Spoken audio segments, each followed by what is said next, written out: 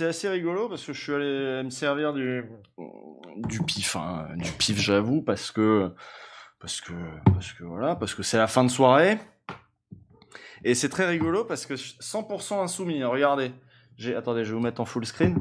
100% insoumis. J'ai un gobelet le 26 mai, je vote France Insoumise avec pour faire dégager Macron. Alors ça devait être les européennes ou je sais pas quoi, voilà. Macron. Et vous savez ce que j'ai mis comme vin dedans? Ah bah non, vous savez pas, mais si, vous savez peut-être, c'est du Corbière. J'ai mis du Corbière, c'est dégueulasse. Là, j'essaie de finir j'essaie de finir le cubi, mais franchement, c'est pas très bon le Corbière. Je suis pas très fan. Du vin dans du plastoc. Ouais, comme ça, il y a une opacité qui... Du Corbière, c'est quoi? Salaud. Merci, Zlurgd. Faut le boire glace. Ça se boit bien glace. Fais du vin chaud s'il est pas bon. Oui, c'est vrai, ouais, je devrais... Avec de la cannelle...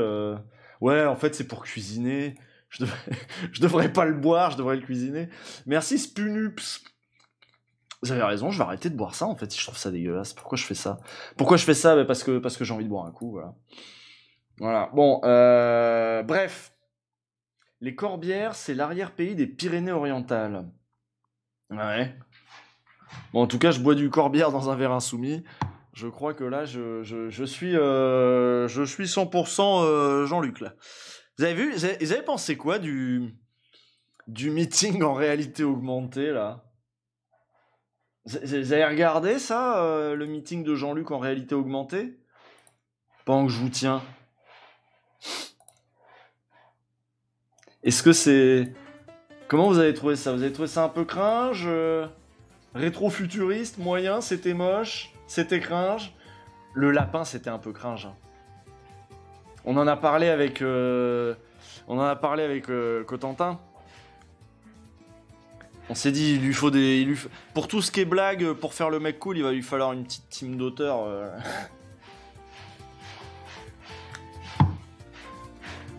Après, sur ce qu'il raconte, bon, il fait du Jean-Luc, quoi, mais c'était pas mal. À part le lapin, ça va. Non, mais le lapin, c'est vrai que c'était...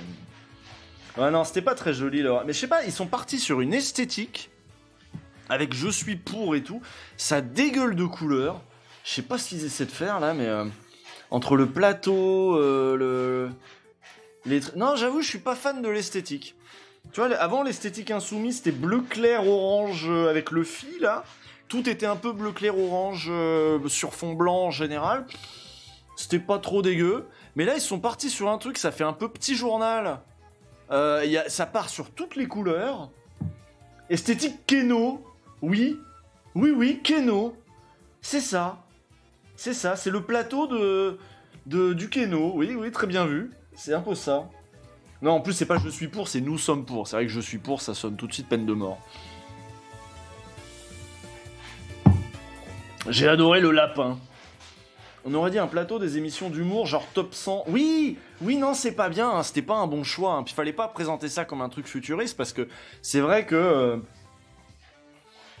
ça faisait pas futuriste, quoi. Ça faisait juste un faux plateau. Oui, bah Jean-Luc, il est sur un fond vert, quoi. Voilà, bon. Je bois du Corbière.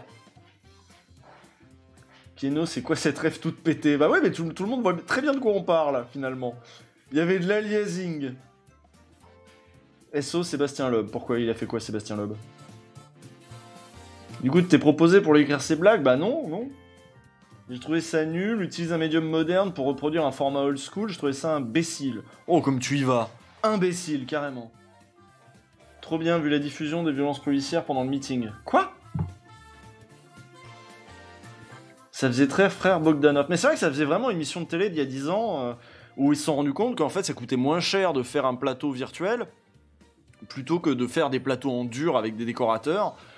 Ça coûte moins cher de faire bosser voilà, un seul mec qui va faire ça. En plus, du coup, il n'y a pas à passer le balai derrière, à nettoyer les trucs, à changer les plateaux, machin. Fond vert. Le tirage du loto. Mais oui, c'est ça. Bon, vous voyez, on n'est pas convaincus hein, sur Lordon. Sur sur les trucs de Mélenchon. Je commence à avoir faim aussi. Bon, on va regarder ce pourquoi vous étiez restés à la base. C'était pas pour parler de ça, mais moi j'aime bien qu'on en parle quand même, qu'on débriefe ça entre nous, parce que c'est... Oula, qu'est-ce que j'ai fait? C'est pas ça. C'est de la veille, c'est de la veille, c'est de la veille, c'est de la veille de la gauche, ça. Ça, c'était mon écran d'attente Twitter quand je faisais des soirées où juste j'étais sur Twitter et je regardais ce qui se disait. Puis je me suis dit que le contenu était pas ouf. Donc j'en fais plus. Trop bien, Edoui désigne Darmanin. Long montage de violences policières non censurées pendant le meeting. Ah ouais? Un petit avis sur le travail journalistique de Célia Mebroukine, je sais pas qui c'est, non? Lordon, ou comment faire des phrases compliquées pour dire un truc simple. Mais non, je vous explique tout. Vous avez suivi le page sur RT? Non, mais je sais plus avec qui j'en parlais, je crois que c'était avec Bolshevik qui me disait le page il a viré complètement tonton conspi un peu relou quoi. Bon bah en mode les masques c'est pour nous faire taire. Tu vois. Tonton Facebook quoi. Il a viré un peu tonton Facebook, un peu ok boomer. C'est ce qu'il me disait. Mais moi j'ai pas écouté, et puis je regarde pas RT, j'aime pas trop. Donc bon. Ouais, RT pour moi c'est un gros nom. Mais c'est quoi Keno? Bah tape Keno. Tu verras bien. C'était un genre de loto d'il y a quelques années quoi. Ça fait 1 an ou 2 que le page vrille. Sa coupe de cheveux laissait présager. Non, bah non mais. Et bonsoir Wolfios. Non mais bon, vous êtes là, voilà, vous avez réussi à me faire dire du mal de Lepage, à me faire dire du mal de Mélenchon.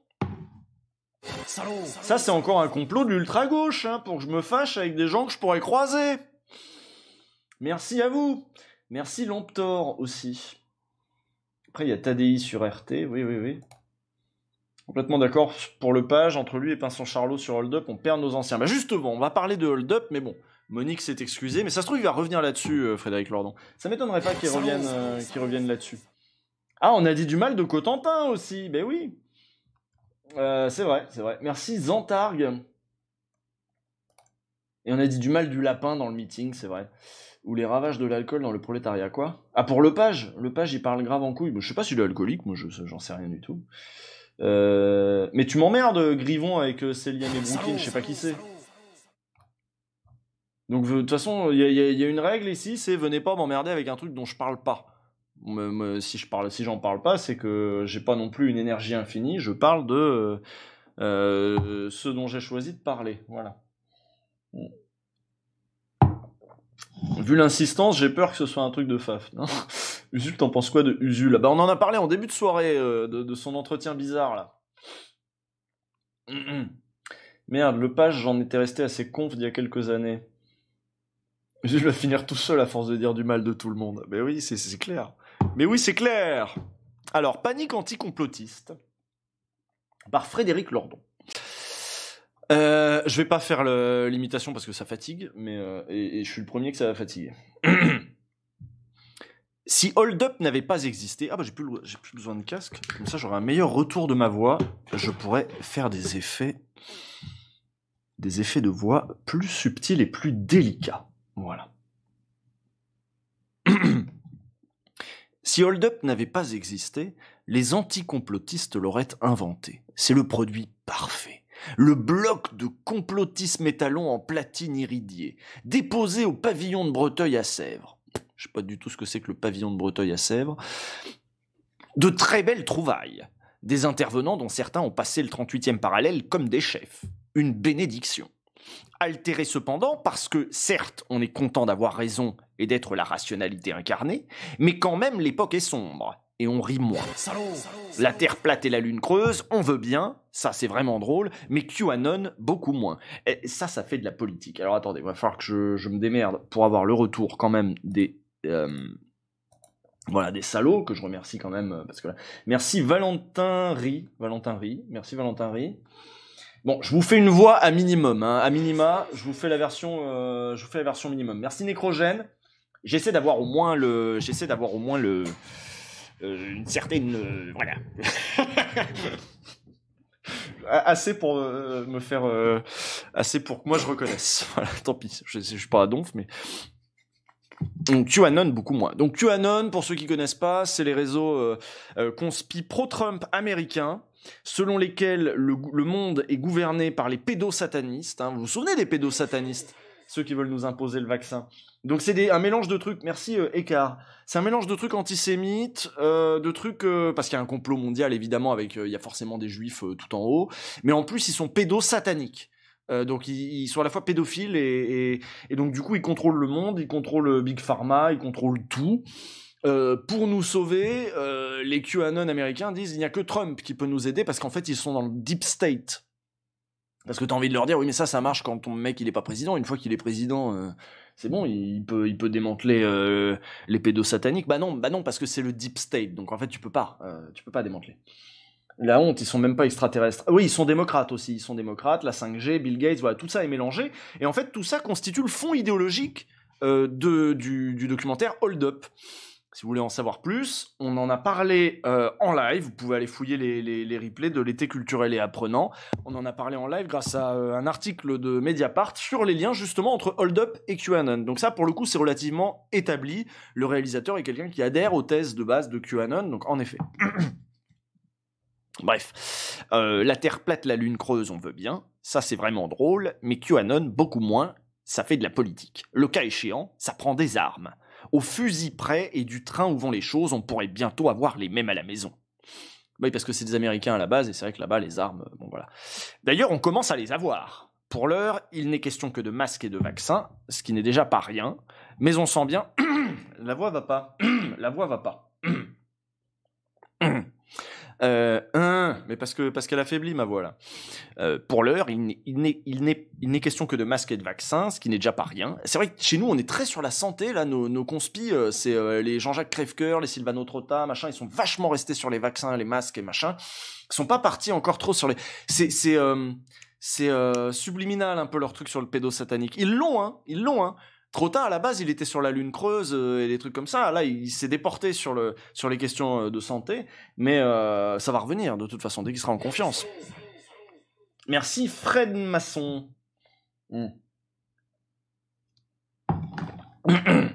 Le pavillon de Breteuil, ça veut dire le maître étalon du complotisme. D'accord, ok, je savais pas. Elle est plus aiguë, la voix de Lordon, c'est pas ta meilleure imitation. Oui, eh ben c'est facile de triquiter. Donc bref. Pour l'heure, il n'est question que de masques et de vaccins, ce qui n'est déjà pas rien. Mais on sent bien que tous les autres sujets sont candidats. Ce qu'on sent bien également, c'est le degré auquel le camp de la raison se voit lui-même démuni et légèrement inquiet devant sa difficulté à élaborer des stratégies antidotes. Disons-le tout de suite, dans la disposition qui est la sienne, il n'est pas prêt d'en trouver la première. D'une forme à l'autre, mais la même. Le torrent, donc vous avez compris un petit peu... Bon, le truc arrive, et nous, le problème, c'est qu'on sait toujours pas comment y répondre correctement. Bon. Le torrent de commentaires qu'a immédiatement suscité la diffusion du documentaire est sans doute le premier signe qui trahit la fébrilité. Du temps a passé depuis le mépris et les ricanements. Si encore il n'y avait que la quantité... Mais il faut voir la qualité. C'est peut-être là le trait le plus caractéristique de l'épisode Hold Up, que toutes les réactions médiatiques ou expertes suscitées par le documentaire ne font que reconduire les causes qui l'ont rendu possible. Ah oui, ça c'est zinzin, ouais. Les fortes analyses reprises à peu près partout ont d'abord fait assaut de savoir professionnel par des professionnels, la musique inquiétante, la musique complotiste est toujours inquiétante, le format interview d'experts sur fond sombre, le complotisme est sombre, le montage monte, et c'est-à-dire en fait les ficelles ordinaires et grossières de tous les reportages de M6, TF1, LCI, BFM, France 2, etc. Et c'est bien parce que l'habitude de la bouillie de pensée a été installée de très longue date par ces formats médiatiques que les spectateurs de documentaires complotistes ne souffrent d'aucun dépaysement. Rappelons d'ailleurs que, à bon compte, que le réalisateur Barnarias, ouais, un truc comme ça, Barnarias est un réalisateur qui vient de la télévision. Qui vient complètement de la télévision. Donc il sait manier ces recettes-là, et c'est aussi pour ça que le truc marche. Tu fais le même truc en mode youtubeur machin, ça va vachement moins marcher parce que ça fait moins sérieux. Donc les médias nous ont habitués à ce langage-là, le truc le reprend, ça marche. Mais c'est pas, mais parce que les docus de M6 marchent aussi, les docus où ils vont suivre la police machin marchent aussi il y a la même musique inquiétante, il y a les mêmes intervenants, enfin il y a les mêmes intervenants, il y a les mêmes professionnels qui viennent de parler machin. Voilà. On sait lire, c'est bon. Si t'es pas content, tu peux te barrer. Et c'est bien parce que d'habitude, voilà, c'est bien parce que l'habitude de la bouillie de pensée a été installée de très longue date par ces formats médiatiques que les spectateurs de documentaires complotistes ne souffrent d'aucun dépaysement et se trouvent d'emblée en terrain formel connu, parfaitement réceptif, et auront du mal à comprendre ce qui est standard professionnel ici, ils auront du mal à comprendre que ce qui est standard professionnel ici devienne honteuse manipulation là. Ça c'est intéressant, ça c'est un très bon point. C'est vrai que sur les plateaux, on a dit regardez, ils nous manipulent, ils nous mettent des musiques, ils nous mettent machin, et il dit oui mais vous le faites aussi. Vous le faites aussi et vous les avez habitués à cette grammaire. Mais les médias ont passé ce point d'inquiétude où l'on sent bien qu'on ne peut plus se contenter de la stigmatisation des cinglés. Merci Jean Sobre. L'urgence maintenant, c'est de comprendre. Hélas, en partant de si loin et avec si peu de moyens. Alors, la science médiatique complotologique pioche pour refaire son retard et tout y passe. Il y a d'abord, nous dit très sérieusement Nicolas Selnick dans Libération, lui aussi a compris qu'il ne fallait plus se moquer, alors il écrit une lettre à son ami complotiste. Donc Nicolas Selnick qui nous écrit que l'un des ressorts positifs des adeptes de complot vient de l'impression d'avoir découvert ce qui devait rester caché. Mais Nicolas Selnick sait-il que le vocable princeps de l'idéologie journalistique est de décrypter, ce qui, si l'on suit bien l'étymologie, signifie précisément mettre à découvert ce qui était caché. Il n'est pas un organe de presse qui ne s'enorgueillisse de ses décryptages. Partout, ce ne sont que des décrypteurs. D'ailleurs, Abel Mestre et Lucie Soulier, qui consacrent un papier fleuve dans Le Monde à s'inquiéter de la double épidémie de Covid et de théories complotistes, déplorent que l'audience de ces dernières soit devenue considérable, bien au-delà de celle des sites qui les décryptent. Et oui. Et c'est pas faux. Et moi, je sais que quand je faisais Mes Chers Contemporains, c'était quelque chose que j'avais complètement en tête. L'idée que je vais vous exposer la doxa et je vais vous dire... la plupart des épisodes de Mes Chers Contemporains sont construits comme ça. On commence par la doxa et ensuite, je vais vous révéler ce qui est caché, je vais vous montrer ce qu'il y a derrière. Et ça marche. Ça marche parce que on a une impression de compréhension, quoi. On se dit, ah merde, je repars pas avec rien, quoi. Donc, et c'est ce que doit faire normalement un bon documentaire. Dire, regardez la vulga, regardez la vulgate, regardez la doxa. Moi, je vais vous dire ce que vous ne savez pas. Et on regarde des documentaires pour apprendre des choses qu'on ne sait pas. Donc, jusque-là, en effet, rien d'illogique. Ça suffit pas à caractériser le documentaire complotiste, le côté je vais vous montrer ce qui est caché. Ça suffit pas, parce qu'il y a plein de documentaires qui procèdent de la même façon. Ici, le parallélisme manifeste inaperçu entre les zealotes tentant de découvrir ce qui devait rester caché et l'aristocratie des décrypteurs se complique de ce que le décryptage autorisé n'a jamais rien décrypté, qu'il a même toujours consisté en cette forme particulière de recryptage, mais ici tout à fait inconsciente, en quoi consiste le catéchisme néolibéral. Il suffit d'écouter un décrypteur livré aux masses abruties qu'il a la bonté d'éclairer le sens profond de la suppression de l'ISF, de la réduction de la dette publique ou du démantèlement du code du travail pour être clair sur ce que décrypter signifie réellement, à savoir voiler dans les catégories de la pensée néolibérale. Donc voilà, bon, il dit en gros, jusque-là les journalistes, ils ont dit qu'ils décryptaient, mais en fait ils faisaient que nous resservir leur bouillie, gna gna gna gna. Donc c'est pas étonnant que du coup les gens aient envie d'un autre décryptage. Mais j'imagine qu'il va pas dire comme par exemple Usul qui lui décrypte très bien. Non, il va pas dire ça. Il va taper sur mes collègues journalistes. Par exemple, il faut supprimer l'ISF, sinon les cerveaux partiront. Là, c'est décrypté. Il faut réduire la fiscalité du capital pour financer nos entreprises. Tout est clair. Il faut fermer des lits pour que l'hôpital soit agile. Décryptage de qualité qui voudrait d'un hôpital podagre ou arthritique. On comprend. Il faut réduire les dépenses publiques pour ne pas laisser la dette à nos enfants. Clarté économique, clarté morale, etc. C'est très exaltant pour un journaliste de décrypter. Ça donne un grand sentiment d'utilité sociale. C'est comme une charité démocratique. En gros, oui. En gros, voilà, ce journalisme de décryptage qui se contente d'être de l'accompagnement pédagogique aux réformes du gouvernement a peut-être rendu les gens moins perméables, on va dire, au décryptage nécessaire que les médias vont se sentir en devoir de faire après quand vont surgir des choses comme Hold Up, etc. Les gueux ne pouvaient pas apercevoir tout ça, ça leur restait donc crypté. Du coup, on leur décrypte. Décrypter, c'est faire comprendre aux intéressés ce qu'on va leur faire, pourquoi c'est nécessaire et pourquoi c'est bon pour eux. Et comme ils auront compris, ils seront contents, suppose-t-on. Si les malheureux décrypteurs savaient ce que donnerait qu'on décrypte leur décryptage, ce qu'on porterait au jour, alors ça doit être un lien vers Acrimed, ça, décrypter leur décryptage. Ah, c'est un lien vers un article de Sandra Lucbert, que je n'ai pas lu, Feuilletonner la guerre de position. La dette publique c'est mal, est un feuilleton de combat. Oh, mais il y a de l'audio. Il y a tout un... Mais je connais pas ça. C'est un podcast, c'est quoi? Ah non, c'est un blog. C'est dans les blogs du diplôme. Bon, bref. Donc, si les malheureux décrypteurs savaient ce que donnerait qu'on décrypte leur décryptage, ce qu'on porterait au jour, les abysses de raisonnement indigents, d'idées reçues, de servilité intellectuelle inconsciente, mais fièrement portées en bandoulière comme vérité d'initié. Les complotistes, en tout cas, ont parfaitement reçu le message du décryptage, à ceci près qu'à force de s'entendre administrer par d'autres un sens inaperçu du monde qui les bousille en leur expliquant qu'il est le meilleur possible, ils ont entrepris de s'en chercher un autre par eux-mêmes. Alors, ça ne donne sans doute pas des résultats bien fameux, mais à décrypteur et demi. C'est le décryptage lui-même qui, pour permettre aux journalistes de faire les entendus, a installé l'idée qu'il y avait quelque chose à aller chercher dessous. Les complotistes les prennent au mot, à ceci près que le quelque chose des décrypteurs étant toujours la même chose, eux se mettent en devoir d'aller chercher autre chose. Cérébroscopie des complotistes. Bon, jusque-là, je trouve pas le parallèle non plus hyper fameux. Hein. Je trouve pas hyper... comment dirais-je? Le vocabulaire du décryptage, ouais. Pour les journaux, quand ils nous expliquent des réformes, ils mobilisent pas les catégories du décryptage. Ils mobilisent plutôt les catégories de la pédagogie. Après, est-ce qu'un décryptage, c'est forcément de la pédagogie? Ouais, je sais pas. Ça va, c'est intéressant. Non, mais oui, bah, ouais. En tout cas, c'est son angle. Moi, je le trouve pas fameux, mais peut-être qu'il va trouver autre chose après. Alors, on va chercher pourquoi l'auto-décryptage des gueux décrypte de travers. Par contre, je suis complètement d'accord avec la dernière idée. C'est-à-dire l'indigence des discours qui nous sont proposés pour comprendre, le fait qu'en fait on nous propose rarement de comprendre vraiment ce qui se passe. Donc du coup, quand il y a des gens qui disent « bah nous on va vous aider à vraiment comprendre ce qui se passe vraiment », plutôt que de la bouillie, de la soupe et du rien, oui, donc ça marche. Par contre, ils partent n'importe où.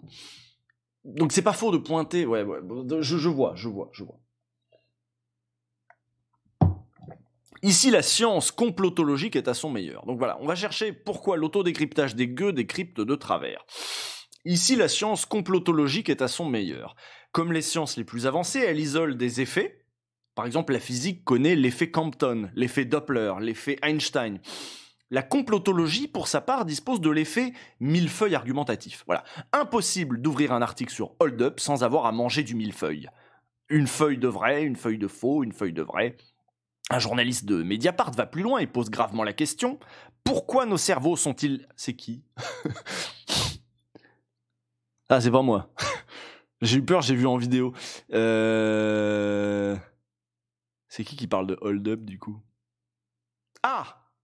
D'accord, ok. C'est Mathieu. C'est Mathieu qui pose la question. Mathieu Magnodex.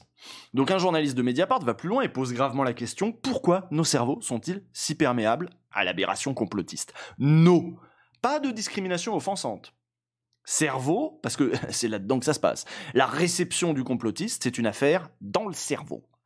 Un psychologue social, dont la psychologie sociale n'a plus rien de social, mais c'est la grande tendance de la psychologie sociale, saisit aussitôt la perche du cerveau comme une invitation faite aux sciences cognitives à leur panacée explicative. Le biais.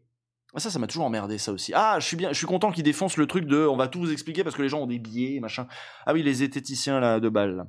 Ça veut pas dire que tous les zététiciens sont à 2 balles, mais c'est vrai que tout expliqué à base de il y a des biais, il y a des machins. En général, ça me fait un peu chier parce que quand t'as dit ça, en fait, t'as rien dit. Pourquoi le cerveau des complotistes erre-t-il? Parce qu'il est en proie à des biais cognitifs. Marche aussi avec pourquoi votre fille est muette? Eh ben, elle est en proie à des biais auditifs. Après le biais pâtissier, celui du millefeuille, particulièrement traître avec toute cette crème, on ne sait plus si on mange des feuilles vraies ou des feuilles fausses, le biais de confirmation, puis le biais d'intentionnalité, à qui profite le crime, etc. Parce que de ce qu'il y a des biais, il résulte que la pensée n'est pas droite. C'est scientifique, on a bien avancé. Ah, là je suis très d'accord. Là je suis très d'accord avec ce passage, je le trouve très bien.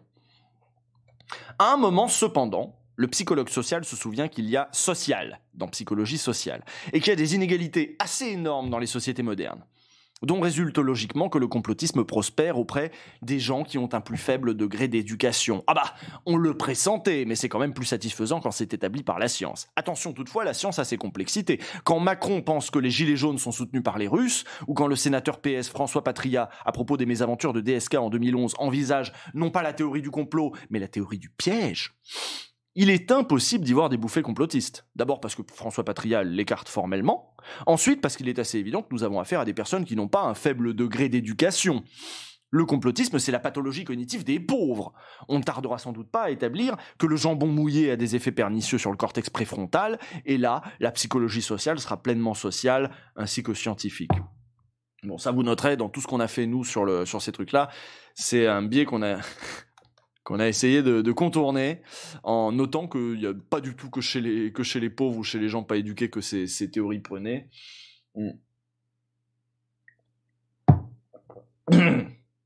Donc voilà. Donc voilà où en est la compréhension du fait complotiste dans les médias assistés de leurs experts satellites. Merci Coac. Je trouve que c'est un bon état des lieux jusque-là. Enfin, les interviews dans Hold Up, c'était en majorité des bourgeois, les conspis. Oui, non, mais c'est pour ça. Nous, on l'a rappelé depuis qu'on s'est penché sur Crèvecoeur. C'était déjà, c'était pendant le confinement, le premier, qu'on a découvert. Moi, je connaissais pas Jean-Jacques Crèvecoeur, ou Sylvano Trotta, ou Tal Chaleur, ou je sais pas qui, je les connaissais pas. Mais depuis qu'on s'est penché là-dessus, on a évidemment montré que sur les 4 qui étaient présents au truc, les 4 étaient chefs d'entreprise, ils étaient tous de droite, machin, tout ça. Merci Uglito. Tu nous lis le tweet de Branco à Sardoche après ? Non, j'attends la mise en musique de Chronomusique. Je supporte pas la manière d'écrire de Lordon. Le propos est brouillé pour rien, ça me saoule trop. Mais j'essaie de le lire, j'espère que c'est... Non, je pense que je l'ai bien lu, là, j'espère que c'est clair. Donc, voilà donc où en est la compréhension du fait complotiste dans les médias assistés de leurs experts satellites. D'où naît irrésistiblement un désir de compréhension de cette compréhension, ou plutôt de cette incompréhension, de cette compréhension tronquée sur l'essentiel. En réalité, que la formation des opinions reprenne toute liberté pour le meilleur et pour le pire, quand l'autorité des paroles institutionnelles est à terre, ça n'est pas grand-chose de surprenant. Ça c'est vrai. Mais pourquoi l'autorité des paroles institutionnelles est-elle à terre ? C'est la question à laquelle les paroles institutionnelles ont le moins envie de répondre. Et on les comprend. L'examen de conscience... Bon, alors ça, c'est quand même... Ça, c'est pareil, c'est un argument dont je me suis servi aussi. Mais si, en gros, pourquoi ça marche ? Mais parce que les grands médias, les grands discours politiques... tu peux pas croire quelqu'un qui dit « les médias vous mentent » si les médias ne mentent jamais. C'est parce que les médias mentent ou les politiques mentent que de temps en temps, les discours qui disent que ces médias mentent ont de l'audience. C'est ça, en fait. L'autorité des paroles institutionnelles, donc institutionnelles, c'est les politiques, c'est les scientifiques, c'est les journalistes, etc. Pourquoi cette autorité est-elle à terre ? Évidemment, donc c'est la question à laquelle les paroles institutionnelles ont le moins envie de répondre. On les comprend, l'examen de conscience promet d'être douloureux, autant s'en dispenser et maintenir le problème bien circonscrit au cerveau des complotistes. Pareil, je suis complètement d'accord, mais pareil, il dit des trucs que j'ai déjà dit aussi là-dessus. Mais c'est bien, on est câblé, de toute façon. C'est que l'autorité des paroles institutionnelles n'a pas été effondrée du dehors par quelque choc exogène adverse. Elle s'est auto-effondrée sous le poids de tous ses manquements, à commencer par le mensonge des institutions de pouvoir. Les institutions de pouvoir mentent. Mediator, Servier ment. Depakine, Sanofi ment. Bridgestone ment. 20 milliards de CICE pour créer 1 million d'emplois, le MEDEF ment. Mais aussi le Brisol, les pouvoirs publics mentent. Nucléaire, tout est sûr, les nucléocrates mentent. La loi de programmation de la recherche, Vidal ment, mais à un point extravagant. Violence policière, alors là, la fête, procureur, préfecture, IGPN, ministre, président de la République, tout le monde ment, avec une obscénité resplendissante qui ajoute beaucoup. Covid, hors concours. Ah, c'est très bien. Le capitalisme néolibéral a déchaîné les intérêts les plus puissants. Or, là où là on va avancer peut-être vers... Prenons un peu de hauteur, parce que là on est d'accord. Donne-moi un peu de hauteur, Lordon, parce que jusque-là, moi j'avais tout ça. Hein. Le capitalisme néolibéral a déchaîné les intérêts les plus puissants. Or, là où les intérêts croissent, la vérité trépasse. C'est qu'il faut bien accommoder... Ah, mais oui, mais c'est vrai qu'il a ce truc spinoziste. Pour lui, l'ultime valeur pour un spinoziste, c'est la vérité. Et il y a quelque chose qui s'appelle la vérité, le juste, le vrai, voilà. Donc, il est logique qu'il déplore le peu de quart qui soit fait de la vérité. C'est vrai qu'il faut accommoder la contradiction entre des politiques publiques forcenées et l'effet qu'elles font aux gens. Or, pour combler ce genre d'écart, quand on a décidé de ne pas toucher aux causes de l'écart, il n'y a que le secours des mots. Alors on arrose généreusement avec du discours. Au début on fait de la pédagogie, on décrypte. Et puis quand le décryptage ne marche plus, il reste plus qu'à mentir, à soutenir que ce qui est n'est pas. La police républicaine ne se cagoule pas, elle agit à visage découvert. Ou que ce qui est, ou ce qui n'est pas est. On ferme des lits pour améliorer l'accueil des malades. Quand il n'est pas pure et simple répression, le néolibéralisme finissant n'est plus qu'une piscine de mensonges. Nous baignons là-dedans, c'est devenu une habitude, et en même temps on ne s'y habitue pas. Vient forcément le moment où l'autorité de la parole institutionnelle s'effondre, parce que l'écart entre ce qu'elle dit et ce que les gens expérimentent n'est plus soutenable d'aucune manière. Ben ça c'est bien, parce que non mais c'est oui, bon, oui. Alors ça, oui. L'éducation et la classe sociale ne sont pas forcément corrélées. Merci Jean Sociologue. Alors ça part en glissement de terrain. Et tout s'en va avec, notamment les médias d'accompagnement, précisément parce qu'ils auront trop accompagné pendant trop longtemps. Ça, c'est vrai. Ils auront tant répété, tant ratifié, se seront tant pressés. Les complotistes voient l'esprit critique de la presse se réarmer dans la journée même de la parution d'un documentaire. Mais en matière d'esprit critique, ils se souviennent aussitôt des interviews de Léa Salamé, de Macron interrogé par TF1 France 2 BFM, de la soupe servie à la louche argentée, de la parole gouvernementale outrageusement mensongère, mais jamais reprise comme telle. Ils se souviennent de 2 mois d'occultation totale des violences policières contre les Gilets jaunes. Ils se souviennent du journalisme de préfecture qui a si longtemps débité tel quel les communiqués de Beauvau, certifié l'envahissement de la Salpêtrière par des casseurs. C'était sous Castaner, ça. Certains médias protestent. C'est injuste, nous sommes en train de changer, nous avons vu, nous en parlons maintenant, nous envoyons des grands reporters sur les ronds-points, nous avons à cœur de prendre contact avec la vie des gens. Sans doute, mais c'est tellement tard. C'est tellement trop tard. Car ça fait des décennies que ça dure. 30, 40 ans d'accompagnement, d'occultation sélective, même pas par mauvais geste, par simple cécité, de leçons faites, il faut s'adapter, il faut être compétitif, il faut accepter les sacrifices, l'Europe est notre avenir, vous ne voulez tout de même pas que la France sorte de la mondialisation, etc. C'est long 30 ans à ce régime. Pendant que le chômage, la précarité, les inégalités, les suicides et les services publics explosent. Ça en fait du travail de sape dans les esprits. En fait, c'est très simple. Pourquoi les paroles institutionnelles s'effondrent-elles ? Parce que dans le même temps où elles présidaient au délabrement de la société, elles auront, chacune dans leur genre, ou trop menti, ou trop couvert, ou trop laissé passer, ou trop regardé ailleurs, ou trop léché, que ça s'est trop vu, et qu'à un moment, ça se paye. Le complotisme en roue libre, c'est le moment de l'addition. Faut vraiment être journaliste ou expert de Conspiracy Watch pour ne pas voir ça. 30 ans de ruine à petit feu de l'autorité institutionnelle, et puis un beau jour, l'immeuble entier qui s'effondre, le discrédit. Mais normalement, on sait ça. Le crédit détruit ne se reconstruit pas rapidement. Maintenant, il y a les ruines. Il va falloir faire au milieu des gravats pour le moment. On comprend que la plupart des médias qui comptent au nombre de gravats ne se résolvent pas à regarder le tableau. C'est bien pourquoi il fallait faire aussitôt un hold-up sur hold-up pour en fixer la compréhension et qu'elle ne s'en aille surtout pas ailleurs. Bon, jusque-là, on est d'accord, Jusque-là, on est d'accord. Mais pareil, ça, c'est des trucs, évidemment. Évidemment qu'ils ont une part de responsabilité là-dedans. En attendant, la soupe est renversée et on a les complotistes sur les bras. Comment faire ? Ah, là, il se remet peut-être de notre point de vue. Parce que là, il dit, bon, ils sont bien mignons, les médias, à trouver que, oh mon Dieu, des gens disent des choses fausses. Merde, alors c'est à nous de décrypter et de vous sortir nos trucs. Et en attendant, nous, est-ce qu'il va parler de nous ? Qu'est-ce qu'on fait, la gauche ? Nous, les gens qui parlons autrement, qui lisons autre chose, qui disions autre chose, y compris depuis des années. Question minoritaire. Eh bien, on a compris que l'heure de les traiter de cinglés était passée et qu'il urge de trouver autre chose pour endiguer la marée. Mais quoi ? Dans l'immédiat, pas grand-chose, hélas. En tout cas, pas ça. Il va falloir se faire à l'idée que la ruine des constructions de longue période, comme le crédit fait à la parole institutionnelle, ne se répare que par des reconstructions de longue période. Par exemple, la destruction présente de la chaîne éducation-recherche prendra des décennies à être surmontée. C'est vrai qu'ils sont en train aussi de jeter le discrédit sur la recherche en permanence, notamment sur tous les discours sur l'islamo-gauchiste à l'université, machin, tout ça. Tant que la phalange anticomplotiste continuera d'apparaître telle qu'elle est, c'est-à-dire soudée au bloc des pouvoirs, le crédit de l'ensemble restera à zéro.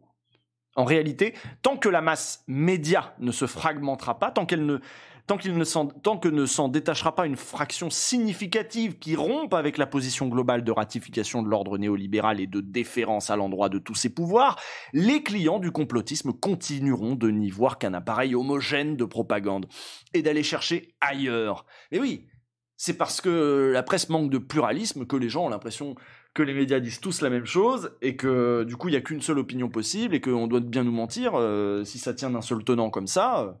Voilà. Donc, tant que la phalange anticomplotiste continuera d'apparaître telle qu'elle est, c'est-à-dire soudée au bloc des pouvoirs, le crédit de l'ensemble restera à zéro. En réalité, tant que la masse média ne se fragmentera pas, donc il faut du pluralisme dans les médias. Il faut les médias qui soient pas aux mains des mêmes millionnaires, des mêmes milliardaires, même néolibéraux, avec les mêmes journalistes, qui font les mêmes plateaux, avec les mêmes éditos pour dire qu'il faut accepter la réforme des retraites et les machins. Tant qu'il n'y aura pas un peu de dissonance dans cet univers médiatique qui est quand même monocorde, parce que on va me dire, oui, mais alors regarde, il y a France 2, mais il y a CNews, chaîne de fachos. Il y a du pluralisme. Alors déjà, elle est où la chaîne de gauche ? Là, on sait pas trop. Et 2, ils pensent quoi de la réforme des retraites, CNews, et ils pensent quoi France 2 ? La même chose. La même chose. Pourquoi il n'y a pas une chaîne qui est... Voilà. Donc, on va se prendre la tête sur des petits... sur des objets qui sont des points de dissensus à l'intérieur même de la bourgeoisie. Mais on a toujours des points de vue bourgeois. Voilà, on a la bourgeoisie de gauche et la bourgeoisie de droite qui s'affrontent en étant tout à fait d'accord que de toute façon on va continuer à faire pareil. Et ça te donne quoi ? Ça te donne Hillary Clinton versus Donald Trump au bout d'un moment. Les gens disent on va prendre celui qui fait le plus populo là-dedans parce que de toute façon le programme économique. Non mais ça te donne Macron au final. Ça dure les bourgeois de gauche avec les bourgeois de droite. Et puis voilà. Donc, où sont les espaces médiatiques où des paroles populaires différentes puissent investir avec des moyens, avec du pognon ? Pas juste des petits médias indépendants, les machins, des trucs comme ça, là. Parce que là, on est mignon. Regarde, moi, je bricole, voilà. C'est super, vous êtes 1670. Je suis pas tout seul. C'est bien, je suis content que vous soyez là. Mais on fait pas le poids. On fait pas le poids par rapport à Bolloré, on fait pas le poids par rapport à... Mais même Mediapart, heureusement il y a Mediapart. Mediapart, je pense que même s'il a un peu raillé Mathieu Magnodex tout à l'heure, je pense qu'il rangerait Mediapart. D'ailleurs, c'est un plateau qu'il a déjà honoré de sa présence, Fredo. Mais voilà.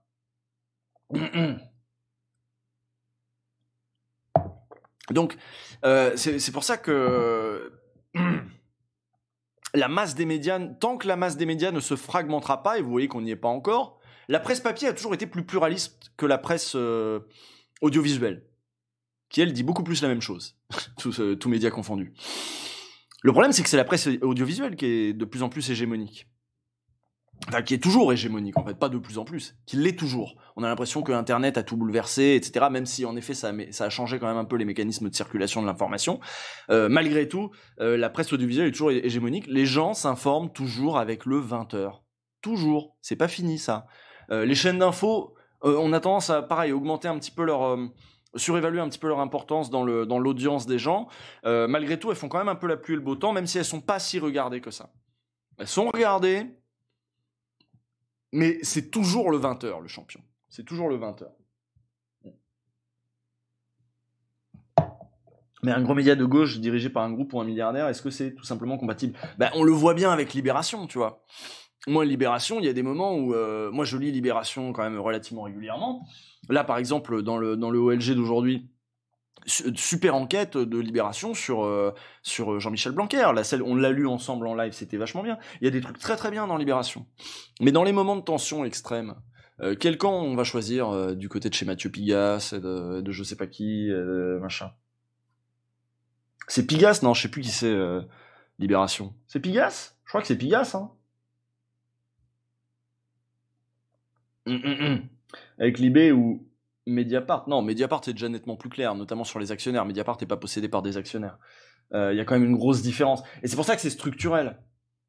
C'est structurel. Il y a un moment, qui possède quoi, ça change tout. Drahi ? C'est Drahi C'est Drahi, Libé ? Putain, je sais plus, j'ai un trou là. Il y a pas mal d'idéologies de méritocratie dans Libé. Non mais Libé, c'est la gauche relativement plurielle, quoi. Il y a des conservateurs, mais en même temps, tu sens quand même une équipe de journalistes de gauche qui sont plutôt jeunes, ouverts, et puis des fois quand même un peu bourgeois. Non, Geoffrin n'y est plus. Libé, c'est Drahi, très bien. Eh ben voilà, Pigasse, c'est Le Monde avec Niel. Ah oui, c'est ça, Niel Berger, Pigasse, c'était ça. Écoutez, j'avais pas la carte par cœur. Je vais me resservir un petit coup.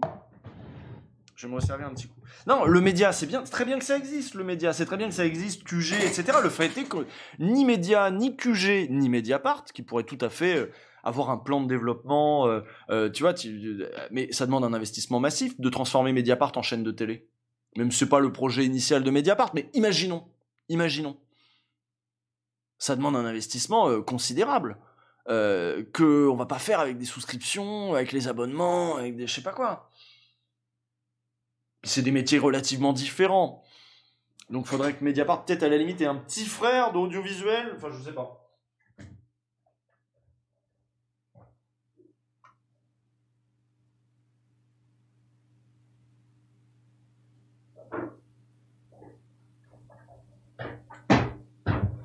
Mais l'autre question, c'est est-ce que si on arrive à faire ça, ce truc, une chaîne télé de gauche, waouh, tu vois, au nom du pluralisme, on pourrait demander, tu vois, au CSA. Alors déjà, ça demande quand même beaucoup de problèmes. Ça suscite quand même beaucoup de problèmes. D'abord, il va falloir l'autorisation d'émettre, il va falloir choper une fréquence, etc. Puis il va falloir investir de ouf. Donc ça demande déjà beaucoup de trucs, tu vois. Et je sais pas, ça me paraît compliqué. Merci Adèle Dao. Coucou Maxence et Sacha. Alors c'est devenu Skyrock ici, on fait des dédicaces. Très bien. Couleur politique d'Arte. Bon, Arte c'est... Mais ça dépend. Arte, il y a un peu de tout. Hein. Tu regardes, ça dépend si tu regardes le 28 minutes. C'est centre-gauche, 28 minutes, je trouve. C'est centre-gauche. Et puis des fois, t'as des documentaires passionnants où il y a des thèses vraiment plus à gauche qui vont attaquer les multinationales de front. Mais ça, tu peux trouver ça aussi sur France 2. Mais il y a des espaces, en fait, dans ces grands médias. Il y a des espaces. Mais ils sont marginaux, quoi. Bref.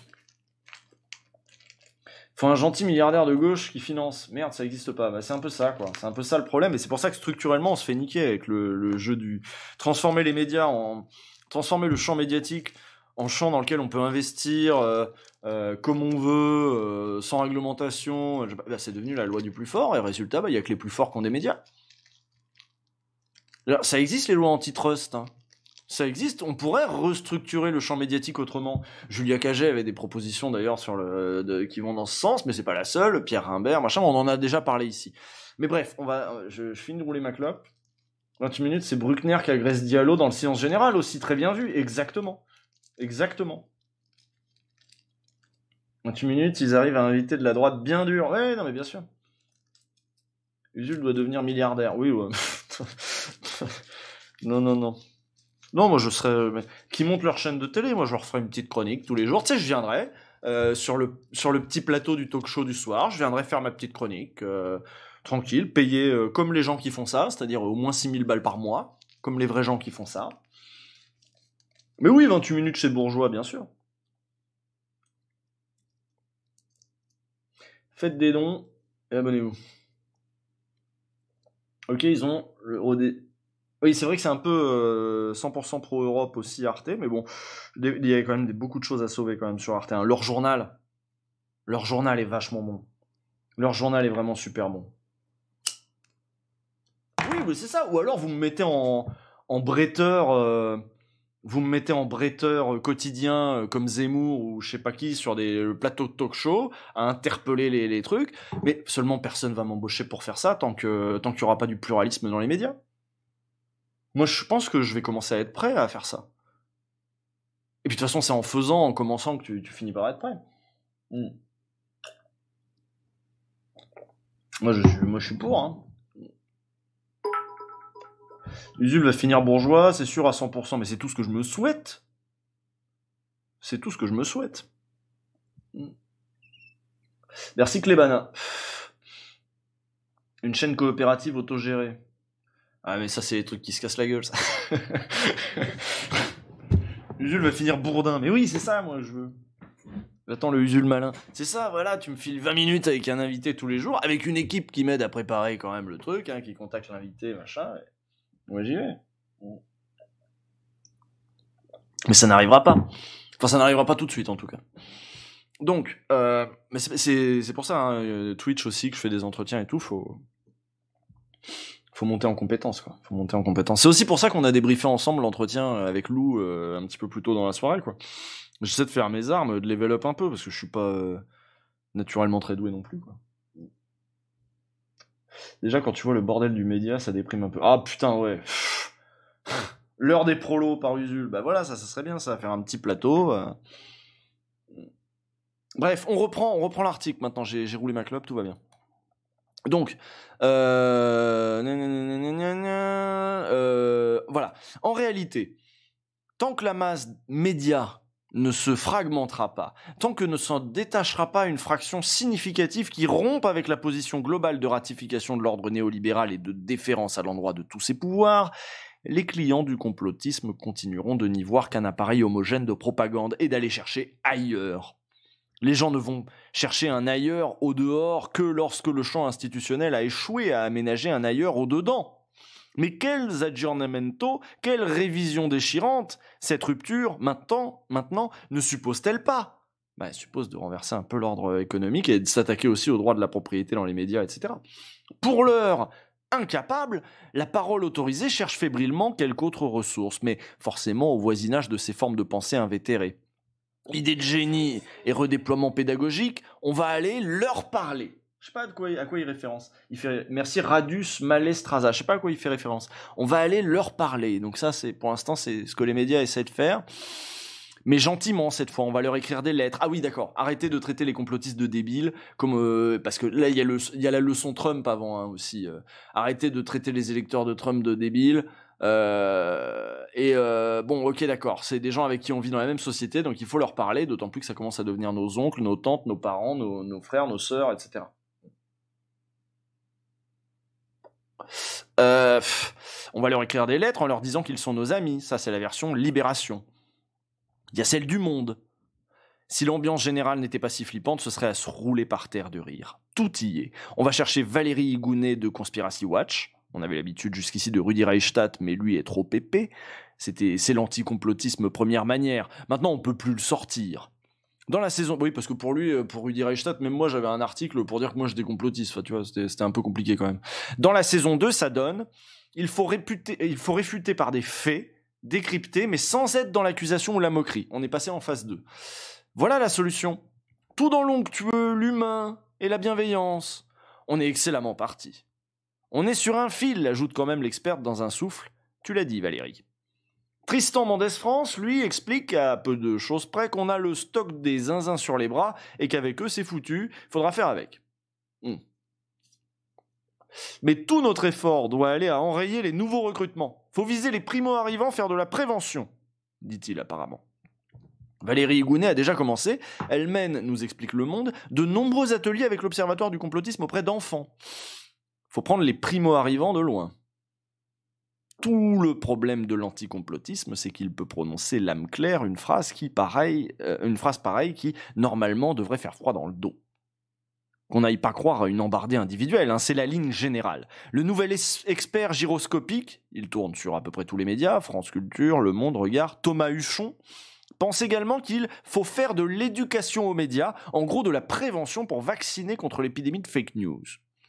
Bon, ça je pense que de toute façon il faut le faire toute l'année. Mais pour moi c'est le genre d'éducation qui suppose d'avoir aussi un regard critique sur les médias dominants.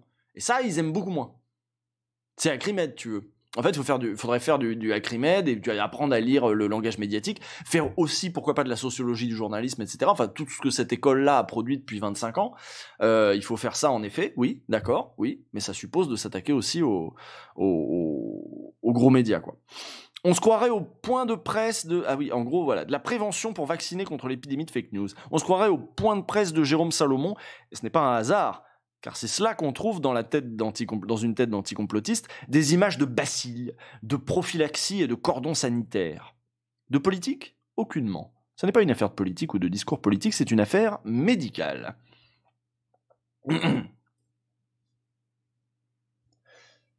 Avoue, t'as déjà lu l'article, c'est pas possible. Non, non. Hôte de What the Fake, elle fait quoi? Bah, elle fait un peu ça, c'est vrai que... Mais je lui ai déjà dit, hein, c'est des discussions qu'on a déjà eues entre nous. Hein. Enfin, elle fait un peu ça, c'est-à-dire le décodex, décodeur, quoi, tu vois. Et il faut faire le cours en 10 ans de douter du cours, et ainsi de suite. Oui, bah c'est ça, ouais. Faut apprendre la réflexivité.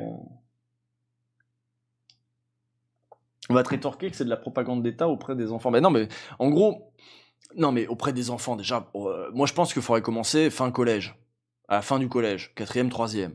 Bon, ça, c'est pas des enfants. Puis ensuite au lycée, etc. Aimerais-tu débattre en plateau? C'est une autre question.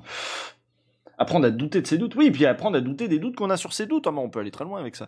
On voit d'ici à quoi pourrait ressembler l'éducation, ou plutôt la rééducation aux médias. L'essentiel est que l'analyse du complotisme soit ramenée à son cadre, d'un côté le pathologique, de l'autre le pédagogique. Et puis, dans le camp école réaménagé, les éducateurs, nous est-il désormais garanti, seront pleins d'empathie et d'écoute. La diffusion du complotisme, conclut l'article du Monde, pose un défi à une multitude d'acteurs qui doivent plus que jamais prendre le temps d'expliquer, de démontrer, sans ostraciser ni caricaturer. De ne rien comprendre à ce point, c'en est extravagant. Finalement, rien n'a bougé d'un iota, le complotisme a encore de beaux jours devant lui. On se croirait revenu dans Tintin au Congo, mais où on aurait rappelé les missionnaires pour leur faire une UV de psycho avant de les renvoyer sur le terrain. Nous n'économiserons ni notre patience, ni notre bonté pour vous faire apercevoir que les esprits de la forêt n'existent pas, puisque ce qui existe, c'est Dieu. Ouais. Bon, écoute, oui. Bon, non, mais moi, je suis d'accord. Voilà, comme d'hab. Je suis d'accord. Voilà, je sais pas ce que vous en pensez, vous. Convaincu par l'article de Fredo, ou pas?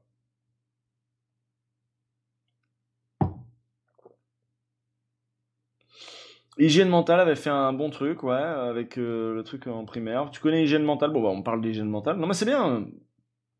De quoi, Tintin au Congo? Bah, c'est pour la comparaison, en fait, entre des missionnaires qui viendraient, en fait, plein de bonne volonté. C'est-à-dire qu'il n'y a pas plus de... Pour leurs dons, il n'y a pas plus de différence entre le complotiste...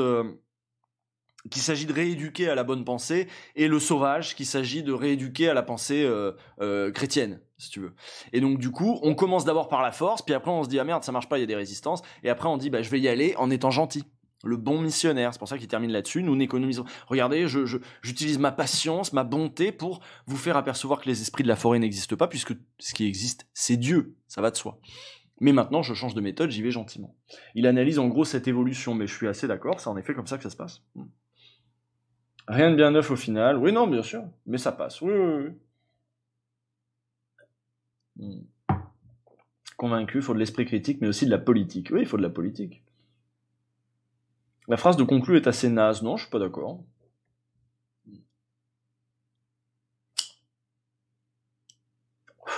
Personnellement, je me suis éloigné du monde de la zététique quand j'ai vu leur côté pro-transhumaniste scientiste. Donc libertarien, faf à l'astronomie. Ils sont pas tous comme ça, hein. C'était cool. Faut pas écarter l'option coloniale face aux classes laborieuses. Bien entendu. D'ailleurs, il y en a qui avaient déjà fait le... Merci, cigarette after sex. Il y en a qui avaient déjà fait le parallèle avec le fait que... Et d'ailleurs, c'est vrai, dans les discours djihadistes, il y a aussi des trucs complotistes qui tournent à donf. Sur des bases assez proches de celles de QAnon. Hein. C'est Satan en face. C'est le grand Satan. Alors là, le grand Satan, ça peut être l'Occident. Mais le grand Satan, ça peut être aussi les pédosataniques francs-maçons de la gauche, des démocrates.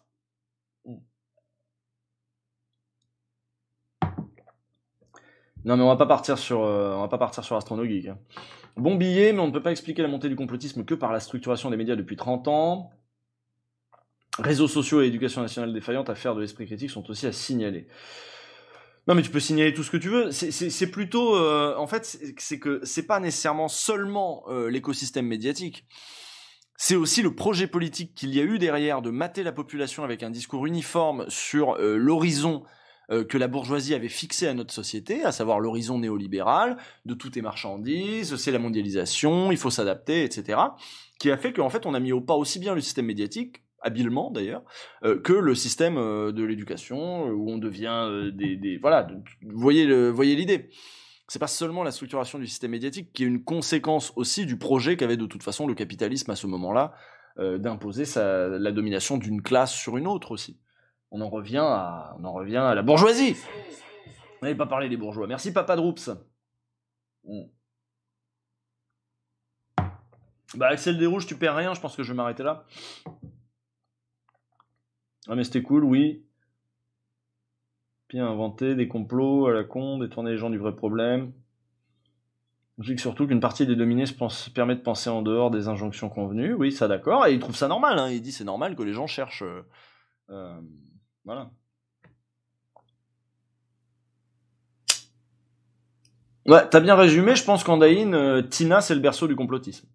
Parce que s'il n'y a pas d'alternative, there is no alternative, c'est ça, Tina. S'il n'y a pas d'alternative, on va tous dire la même chose en permanence.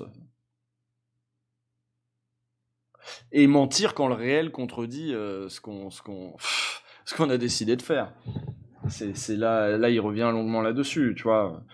Pour ça, aujourd'hui, on revenait dans l'épisode d'aujourd'hui de LG sur Sarah Lahiri qui va expliquer aux jeunes, voilà, comme un missionnaire, hein, quasiment, c'est vraiment la même idée. Sarah Lahiri qui va expliquer aux gamins, il n'y a pas de violence policière parce que la police, elle est républicaine. Mais comment tu veux que les gamins, après, quoi que ce soit dans la parole officielle, quand tu vas leur débiter du bullshit comme ça, complètement en contradiction avec ce qu'eux voient dans leur vraie vie, ce qu'eux voient sur les réseaux sociaux, ce qu'eux voient ailleurs, voilà, tu vois. Donc, évidemment, c'est compliqué.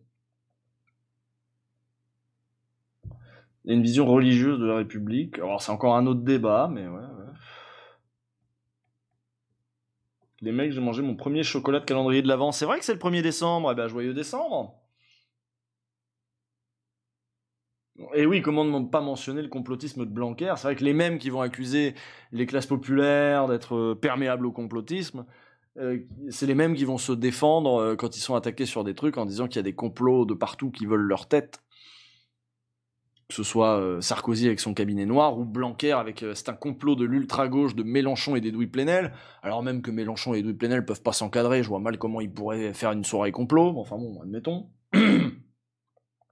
En plus, El Lahiri reprenait tout le champ lexical du sacré. Ouais. Bon, moi, dodo, il y en a concours demain, mais oui, on va aller se coucher. À quelle heure je vous ai pris la soirée? Ah, bon, j'ai fait 3h40 de live, ça me paraît pas mal. Ça me paraît pas mal. Joyeux décembre. Ça y est, la débilité des fêtes commence, oui, c'est vrai.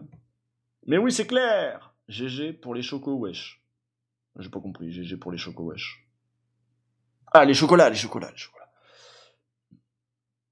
J'ai un pote complotiste, il me dit que les théories du complot, ça dénonce et ça dérange les puissants. Quand je lui dis que la gauche et l'extrême gauche peuvent être des alternatives, il me dit qu'il les entend pas. Il voit pas ce qu'ils font. Mais oui, mais ça c'est nous, ça. Tu vois, là où les complotistes sont plus balèzes, c'est qu'ils maîtrisent des formes populaires d'intervention dans l'espace public. Et là où nous, beaucoup moins. Nous, on est beaucoup plus nuls pour maîtriser des formes populaires vous voyez, d'utiliser le docu, le machin. Alors, chacun fait ce qu'il peut à sa place, hein, ça, j'en doute pas. On essaie quand même de faire vivre quelque chose. Le fait est qu'on voit bien qu'on a du mal à devenir mainstream et à être audible, c'est certain. Et moi-même, je sais bien que, ouvrez les guillemets, c'est pas audible pour beaucoup de gens, parce qu'on est déjà dans un parti pris, on est déjà dans une culture un peu science politique, un petit peu, voilà, déjà. Voilà, je sais bien que c'est pas un truc à présenter à ton tonton boomer, ouvrez les guillemets, c'est trop clivant, c'est trop. Ça parle que à la gauche, ça parle qu'à des gens qui sont déjà de gauche. On en revient à la chaîne de télé, oui, aux structures du truc, mais aussi même à notre sociologie, à notre manière de nous adresser au public, quoi.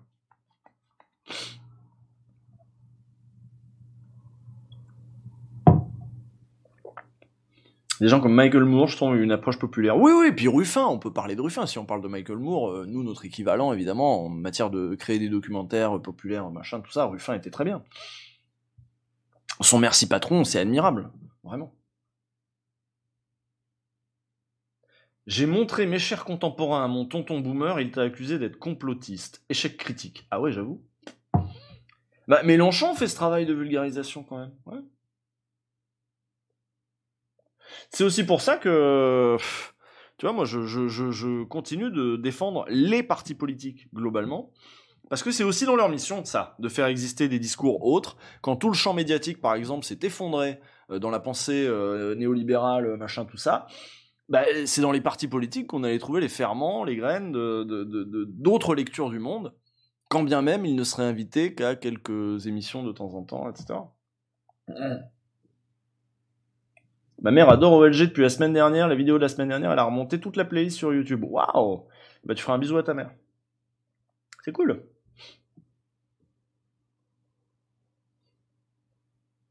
Ah, les nouveaux chiens de garde, c'est vachement bien aussi. Ouais, les nouveaux chiens de garde, je vous le conseille. Hein. Mes chers contemporains, c'est déjà plus boomer compatible que OLG. Ah, c'est certain, c'est certain. Pierre Carl, non, pas assez. Pierre Carl, c'est trop. Ça fait trop film d'auteur, il dit jeu, etc. Les nouveaux chiens de garde, c'est mine de rien, il prend beaucoup plus les codes du documentaire quasiment neutre, qui va t'expliquer des choses, machin. Là où Pierre Carl, ouais, on est sur du film d'auteur, c'est plus dur de rentrer dedans.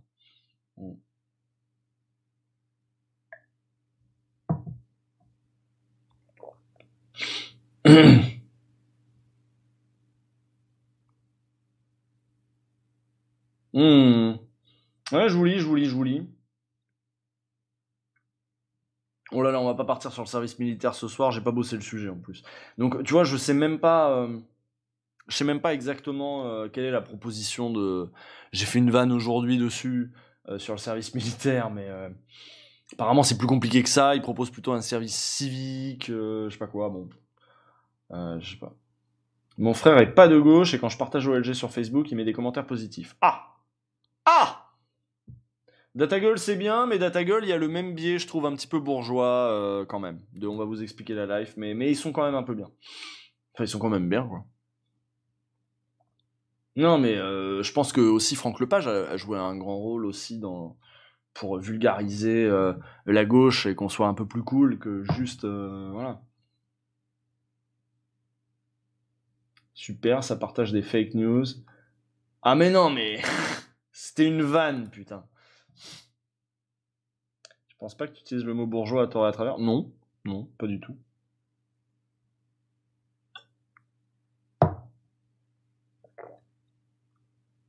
Thinkerview niveau forme complotiste, c'est pas mal, c'est vrai. Ouais.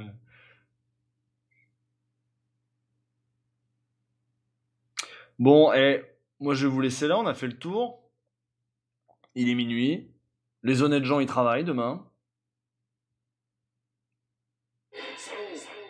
Merci Gone Trotter, je profite du message d'anniversaire pour passer une dédicace à la base de Lyon qui n'a pas su faire face au complot organisé par le vent ce samedi. GG, on s'est bien marré. Ah oui, la BAC, j'ai mal lu, la BAC, parce que j'ai pas le bout de l'écran. Oui, parce qu'il y a eu des lacrymos de lancer, mais pas de bol, il y a eu le vent qui est allé finalement contre les flics, et ils se sont mangés leur propre lacrymo sur le pont samedi. Mon frère jure plus que par Tinkerview, j'en peux plus. Ouais, non, mais je vois ça aussi autour de moi. Enfin, pas chez les plus politisés, chez les gens qui sont un peu politisés et qui regardent ça sans voir vraiment le problème, quoi. Et pour cause, il y a des entretiens avec des gens très intéressants, donc du coup, voilà.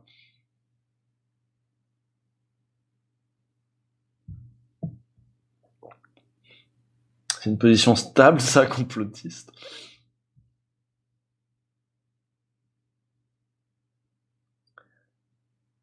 On est reparti. Tu sais, toutes mes conférences ou mes discussions à l'aquarium et pas mal de mes streams se terminent toujours par putain, et à la fin, comment on gagne, quoi. Toujours, hein. Avec l'eau de patate. Comment tu veux qu'on gagne avec ce genre de patate? Hein? Ah, mes mères. Voilà. Je vous la ramène pour qu'elle dise au revoir. Viens là. Viens là, voilà. Oh, je t'ai réveillé. Je t'ai réveillé, ma grande. Regardez-moi cette patate cosmique. Ouh, elle va me manger mes cheveux. Des fois, elle fait des trucs chelous comme ça. Elle est pas belle, franchement? Non, mais regarde les gens, c'est dans la cam. Dans la cam. Regarde la cam. T'es pas à l'aise, là? Et elle se laisse vraiment faire, ça, c'est bien, ça. Truc de me griffer. Elle me griffe quand elle est contente. Elle me griffe pas quand elle est pas contente. Genre, elle est sur mes genoux, puis je la caresse un peu, elle est contente, elle fait c'est bon, ça. Plantage de griffes. Connasse. C'est vous qui m'avez traité de connasse. C'est pas très agréable. Voilà. C'est le chat. C'est le chat. C'est mémé, c'est mémère. C'est mémé et mémère, voilà. Hein? Finalement, elle a gardé son nom de base. Voilà. Mémé et mémère. Allez, je vous laisse là. Ah bah non, je vous envoie quelque part. Il y a qui? Il y a quoi, là? Ils sont encore en train de faire du Among Us, là? MV, JDG, tout ça? Qui c'est qu'il y a d'autre?